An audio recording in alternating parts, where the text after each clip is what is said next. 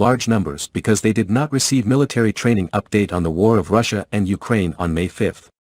Vladimir Putin was humiliated after a group of Russian soldiers claimed they had no training from the army. Russian troops were captured in Ukraine and are now speaking out about the conditions, with one group saying they were thrown into the war like jackals. With the conflict now over 70 days since Russia invaded Ukraine under the pretext of special operations, reports indicate that more than 23,000 Russian soldiers have been killed in the conflict and many more wounded by force captured by the Ukrainian Defense Forces. Throughout the war, there was a steady stream of reports that the Russian army had become demoralized by the conflict. They were not trained and were sent to the battlefield to fight because of the lack of soldiers. Images of broken-down cars along the streets of Ukraine without fuel were common at the beginning of the invasion. Many of the soldiers captured by Ukrainian forces were quick to call home to parents desperate to learn the fate of their sons, many of them conscripts. When war broke out, the Russian army became more desperate, often stealing food from the locals to stave off their hunger. However, with little progress being made in central and northern Ukraine, Russian forces were forced to step back and regroup, focusing their attention on eastern Ukraine and the Donbass region. In the exclusive Sun newspaper, Russian soldiers were seen in a detention camp near Dnipro, Ukraine. The media spoke to 2 Russian soldiers, who said they were treated well and were visited by members of the International Committee of the Red Cross to check on their welfare.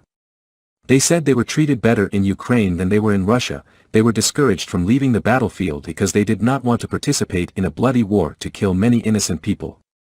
Talking about the conditions under which they served in the Russian army, the detainees said, "Putin doesn't care about its people. They treat us like dogs. It was because of this that I did not want to fight for him." The soldier announced the unclear plan of the mission they were supposed to carry out at the beginning of the invasion. He added, "A lot of people think it's the second army in the world, but we don't have any. We don't have the training, we don't have the equipment, and it's a crime to say that in Russia." Another captured soldier told how he had been caught in an ambush and had no training in how to deal with such a situation. "We only practice sparingly in the field twice a year," he said. "We go away for a month, twice a year and practice shooting, but we don't do ambush training.